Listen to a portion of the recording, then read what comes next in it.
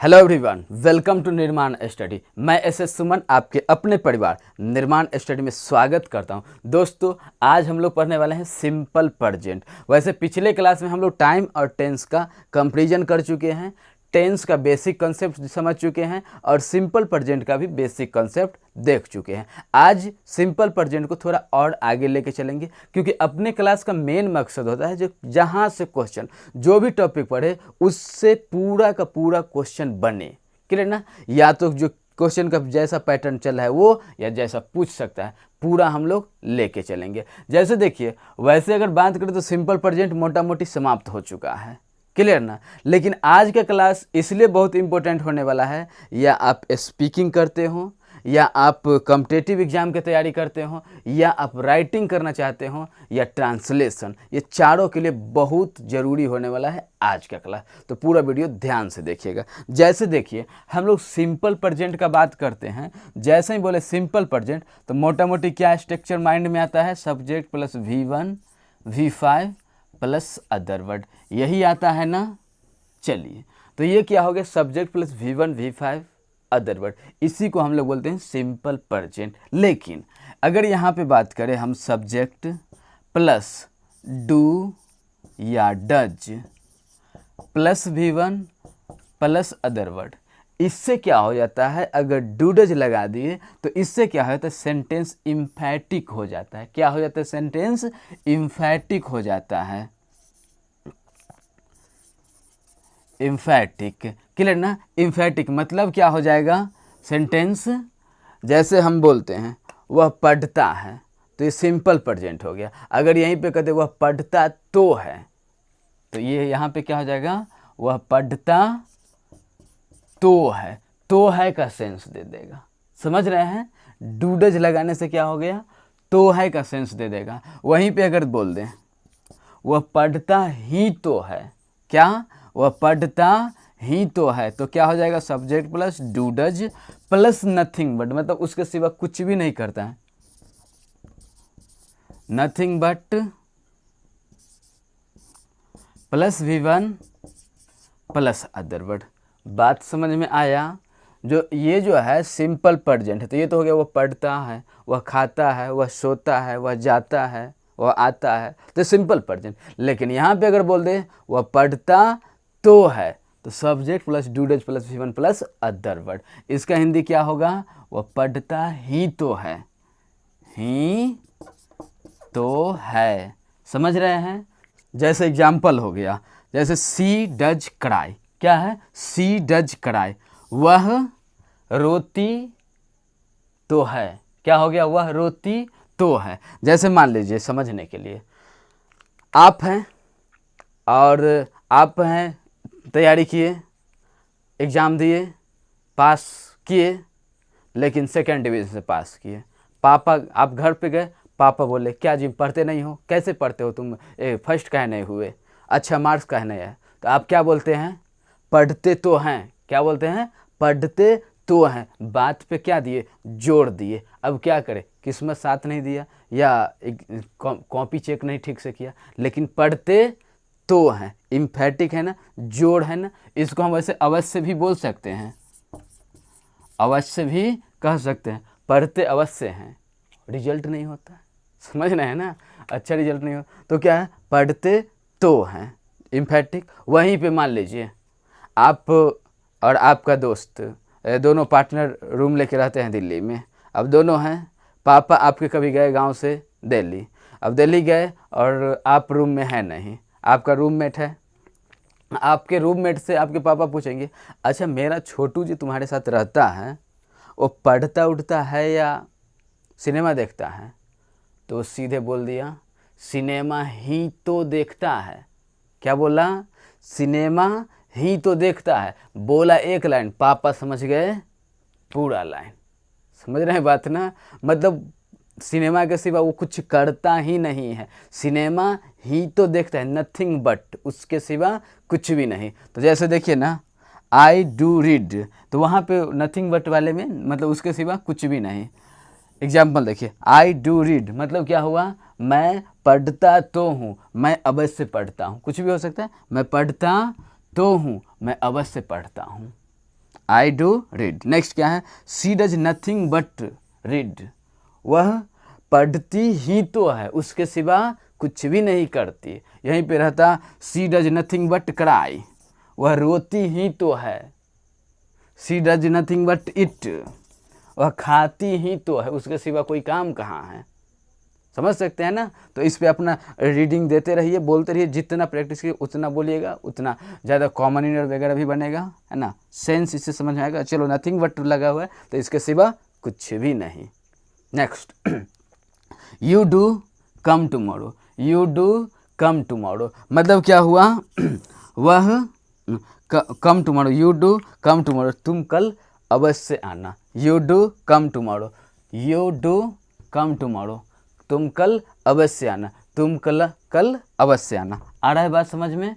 चलिए यहीं पे एक और आता है, जैसे आप लोग देखते होंगे इसका, मैं पढ़ना जानता हूँ, मैं इंग्लिश बोलना जानता हूँ, मैं कार चलाना जानता हूँ। समझ रहे हैं ना बात को। उसका स्ट्रक्चर कैसे बनेगा, है ना। मेरी बीवी कार चलाना जानती है, जैसे देखिए उसका स्ट्रक्चर बनेगा सब्जेक्ट प्लस नो या नोज प्लस V1 प्लस इसमें हाउ टू आ जाएगा,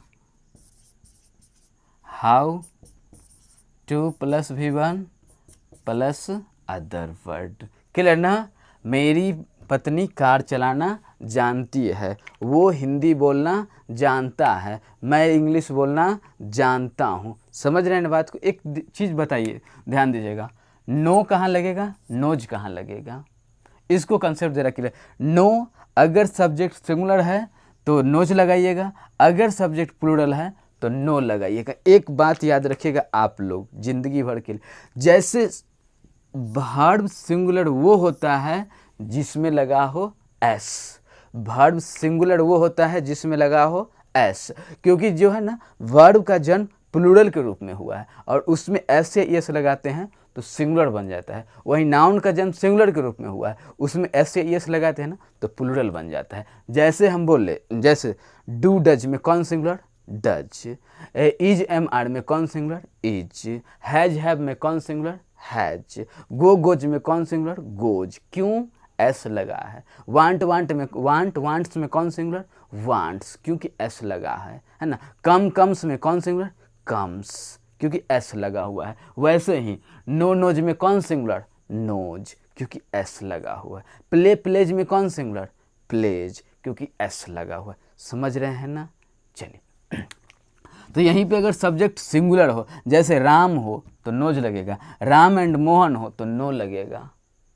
क्लियर। रिया हो तो नोज लगेगा, रिया एंड प्रिया है तो नो लगेगा। चलिए जैसे हम लोग एग्जाम्पल लिखे, my wife, my wife, wife know की नोज है ना, हाँ knows, knows. How to drive a car, how to drive a car. एक बात याद रखिएगा, हाउ टू क्यों लगा है। जैसे जब आता है ना लोग भगवान जी के यहाँ से तो कुछ सीख के नहीं आता है, और यहाँ आके आप कार चलाने को तो लोग को मन में कैसे कैसे क्या भाव आ जाता है, कैसे। तो सेंस याद रखिएगा, जब भी जानने का बात हो ना तो आ जाएगा हाउ टू, कैसे। समझ रहे हैं ना। चलिए next, I know how to speak English. अब आप अगर इंग्लिश बोलने लगे तो लोग कहेगा वाह कैसे, क्या दिमाग में आएगा लोग के माइंड में, सीधा कैसे, कैसे इंग्लिश बोलने लगा, है ना। तो जैसे ही बोलिएगा सीधा आएगा माइंड में कैसे। तो I know how to speak English, मैं इंग्लिश बोलना जानता हूँ, मेरी वाइफ कार चलाना जानती है। आशा करते हैं बात समझ में आ रहा होगा। चलिए नेक्स्ट यहीं पे आ जाएगा आप लोग का ये मजबूरी, कंपल्सन। अब जरा कंपल्सन वाला देखते हैं, वो भी क्या होता है, सिंपल प्रेजेंट से ही रिलेटेड होता है। जैसे देखिए क्या है, सब्जेक्ट प्लस हैज है plus to plus V1 plus other word, मतलब पढ़ता है या पढ़ना है ना। जैसे इसको क्या बोलेंगे हम लोग, कंपल्सन।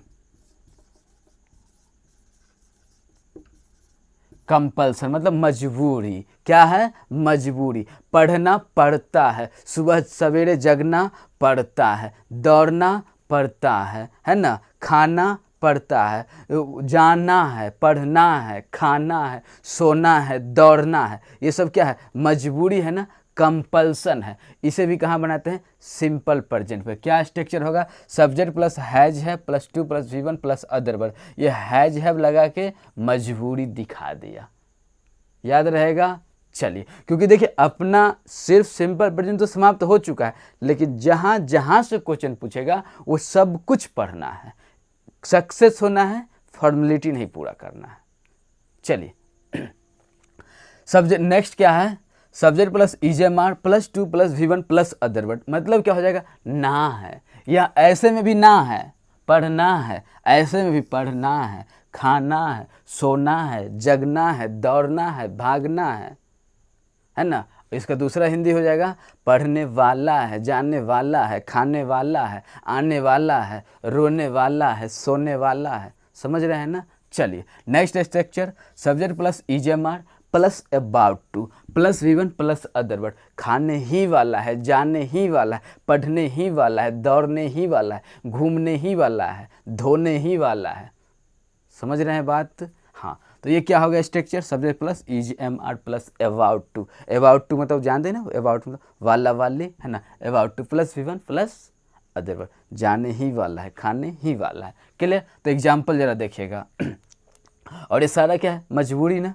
चलिए जैसे I have to read English, I have to read English, मैं इंग्लिश पढ़ने वाला हूँ, मैं इंग्लिश पढ़ने वाला हूँ, है ना। या नहीं, यहाँ पे हो जाएगा I have to read English, तो मुझे इंग्लिश पढ़ना पड़ता है। क्या हो जाएगा? मुझे इंग्लिश पढ़ना पड़ता है, मुझे इंग्लिश पढ़ना है, पढ़ना पड़ता है, इंग्लिश पढ़ना है।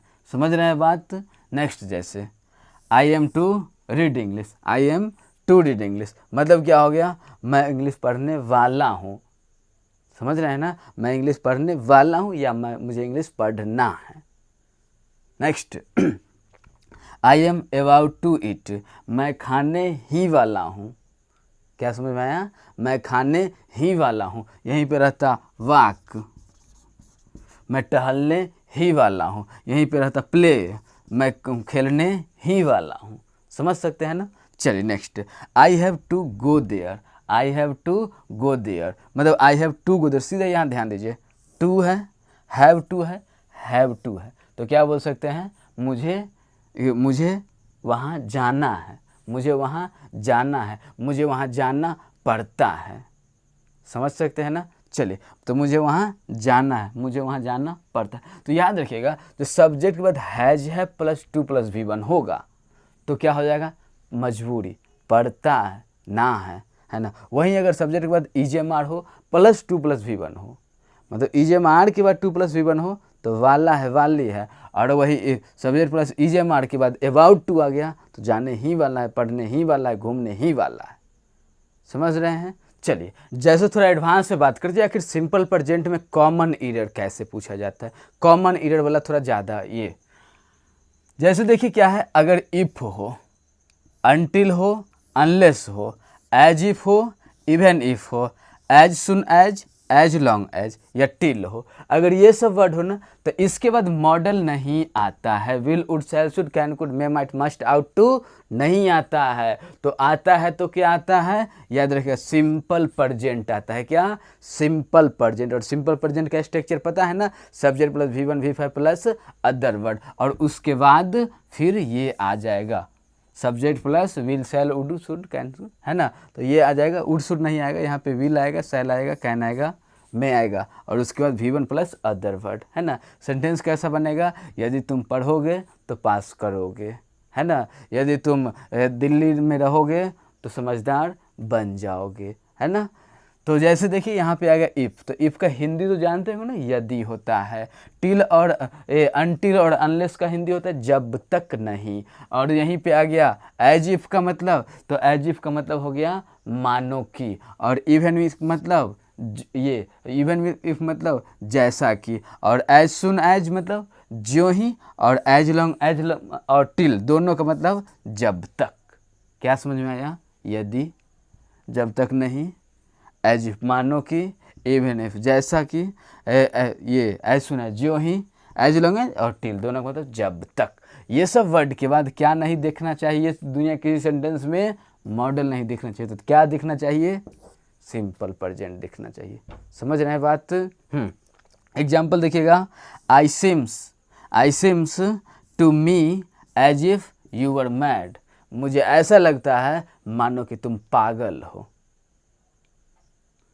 आई सिम मतलब प्रतीत होना है ना। I seem as if you were mad, मुझे ऐसा लगता है मानो कि तुम पागल हो। नेक्स्ट क्या है? He walks as if he were lion, वो ऐसे टहलता है मानो कि शेर हो।